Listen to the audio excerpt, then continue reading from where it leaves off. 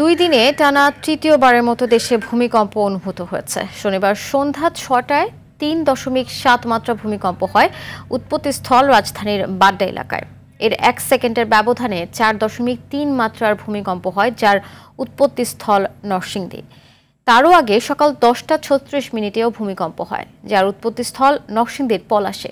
গতকালও ৫.৭ মাত্রার ভূমিকম্পে কেঁপে ওঠে ঢাকাসহ সারা দেশ, যার উৎপত্তিস্থলও নরসিংদীর মাধবদী। অল্প সময়ের ব্যবধানে ৪ দফায় ভূমিকম্প, বড় ভূমিকম্পের আভাস বলছেন আবহাওয়াবিদ। এয়ার বাদলের রিপোর্টে বিস্তারিত।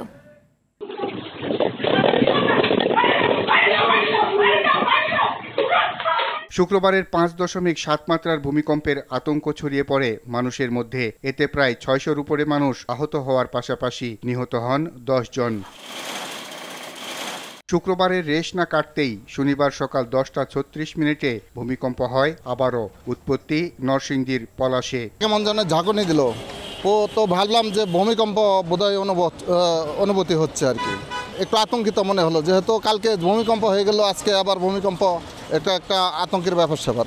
সন্ধ্যায় আবারও নরসিংদী ও ঢাকায় ভূমিকম্প হয়। এতে ঢাকা বিশ্ববিদ্যালয়ের শিক্ষার্থী সহ অনেকে আহত হয়। ভূমিকম্প ঝুঁকির কারণে ৬ ডিসেম্বর পর্যন্ত ঢাকা বিশ্ববিদ্যালয়ের সব ক্লাস ও পরীক্ষা বন্ধ ঘোষণা করা হয়েছে। ২৩ নভেম্বর রবিবার ৫টার মধ্যে সবগুলো হল খালি করার নির্দেশ দিয়েছে প্রশাসন। ভূমিকম্পে হল ভেঙে পড়ার আতঙ্কে রাজধানীর তেজগাঁওয়ে ঢাকা পলিটেকনিক ইনস্টিটিউটের শিক্ষার্থীরা রাস্তায় অবস্থান নেয়। সতর্কতা হিসেবে পরবর্তী নির্দেশ না দেওয়া পর্যন্ত ক্লাস স্থগিত করে শিক্ষার্থীদের হল ছাড়ার নির্দেশ দিয়েছে ঢাকা পলিটেকনিক ইনস্টিটিউট প্রশাসন। ৪ দফা ভূমিকম্পের বিস্তারিত জানান আবহাওয়াবিদ ফারজানা সুলতানা। সন্ধ্যা ৬টা ৬ মিনিট ৫ সেকেন্ডে যেটি হয়েছে, সেটির উৎপত্তিস্থল ছিল নরসিংদীতে এবং সেটার মাত্রা হচ্ছে ৪.৩। ৬টা ৬ মিনিট ৪ সেকেন্ডে যেটি হয়েছে, সেটা হয়েছে ঢাকার বাড্ডায়, তার মাত্রা ছিল ৩.৭। তিনি বলেন, ১৯১৮ সালের পর আবার বড় আরেকটি ভূমিকম্পের সময় ঘনিয়ে এসেছে।